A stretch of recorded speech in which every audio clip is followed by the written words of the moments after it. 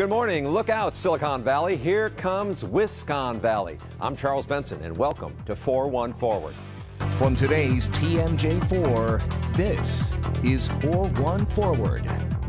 Wisconsin is the winner of a high-stakes battle to win high-tech jobs. Foxconn is investing $10 billion to create 3,000 jobs with the potential of up to 13,000 jobs. In return, state taxpayers will invest up to $3 billion to create all of those jobs. Katie Crowther breaks down what it means for Wisconsin. This is some of the most exciting technology in the world. Going forward, I want all of you to know, but particularly the President to know, that these panels will be made in America proudly in the state of Wisconsin. It's the largest economic development project in state history and will initially require more than 16,000 construction jobs sourced from Wisconsin businesses. It means more jobs and more security and more prosperity for families. The LCD manufacturing campus expected to be operational in 2020, and the project expected to have at least a $7 billion annual economic impact on the state. It starts today with this investment in Wisconsin. President Trump calling Foxconn Chairman Terry Gou one of the greatest businessmen anywhere in the world. I would see Terry and I'd say, Terry, you have to give us a couple of those these are massive places that you do such great work with, and he's going to be doing that in a state that's very close to my heart, Wisconsin. The $3 billion in tax incentives still needs to be approved by state lawmakers. Now, on Thursday, Governor Scott Walker and Foxconn Chairman Terry Gou signed a Memorandum of Understanding, or MOU, which spells out details of the agreement.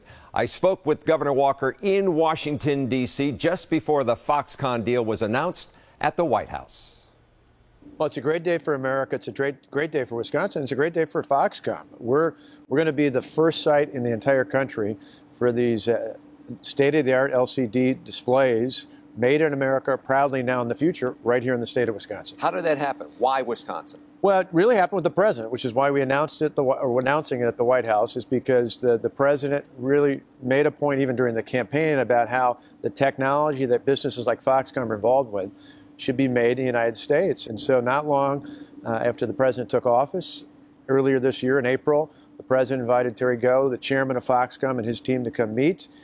In his discussions, it's all about timing, right? It had been just after the president, a week or so after the president had been to Wisconsin to Snap-on Tools in Kenosha. And when he was there, he looked down, he saw the Chrysler plant, he saw all the things were happening. He asked Reince about what had been there, what was going on. And in that meeting in April, he said to Terry Gou, the chairman of Foxconn, wouldn't it be great to build it in a place like I just visited, right in southeastern Wisconsin? And so the very next day, I jumped in a plane, flew here off of a tip, met with Terry, the chairman, and the Foxconn team. Where? In Washington, D.C., at the White House. Terry Gou met the chairman, met with the President of the United States that previous afternoon. The next morning, I was early in the morning on a plane with Mark Hogan, our CEO at the Wisconsin Economic Development Corporation, in the White House, in Reince Priebus's office, the chief of staff, and obviously a fellow cheesehead, and it just took off from there. Give me the numbers. What are we looking at? 13,000 direct jobs, $10 billion investment. If they hit all those marks, which we believe they will, our MOU that we're signing on Thursday in Milwaukee says that in return, the state will provide $3 billion worth of economic incentives, which if you look at other major projects around the country and around the world, we're right in the right ballpark for 13,000 jobs, yep. $10 billion investment. That's just directly tied into that $3 billion. On top of that, we estimate that at least 22,000 indirect and induced jobs, and just to build it over the next several years, you're talking about 20 million square feet in terms of all the different facilities on this campus. To put that in perspective, I'm going to say at the White House it would be the size of 3 times the Pentagon, but more appropriately for Wisconsin, you could fit 11 Lambeau Fields inside of that. To build that, it's going to take 10,000 construction workers that we'll need from all across the state to help put that in place. Build it where? It'll be in southeastern Wisconsin. There's 2 sites in Racine and Kenosha County that they've been looking at.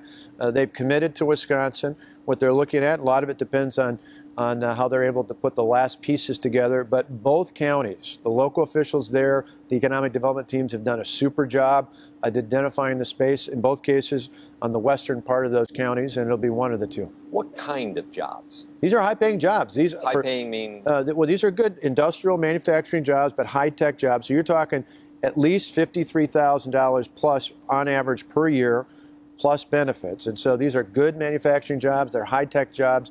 What I like, and one of the brands we're going to start out with at the White House and then continue all throughout our series of announcements on this, is we're going to take this whole corridor, this whole area in southeastern Wisconsin, and we've decided to name it Wisconn Valley.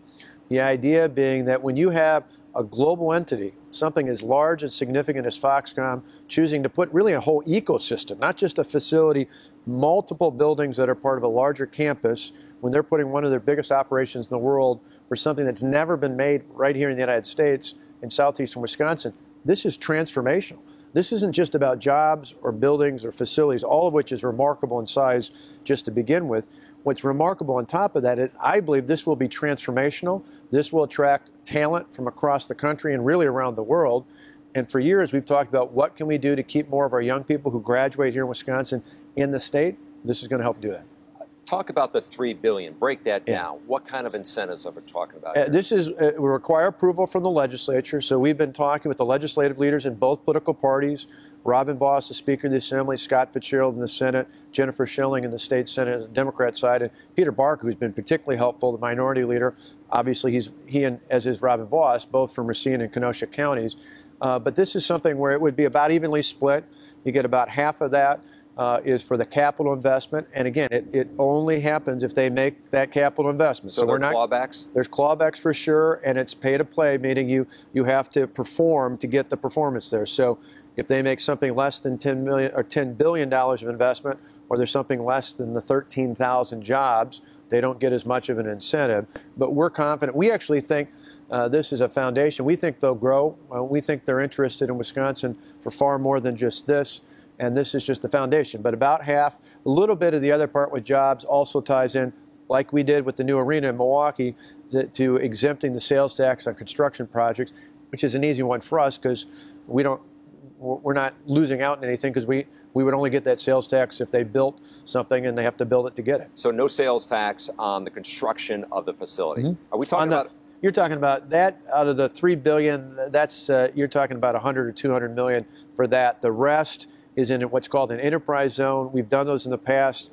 The Wisconsin Economic Development Corporation, WDC, has the authority to do it up to a certain threshold. This obviously is much bigger than anything we've ever done before. In fact, it's not only the biggest in state history, this is one of the biggest in U.S. history. And for a greenfield investment, this is the largest ever for a foreign-based company to make an investment in U.S. history as measured by jobs.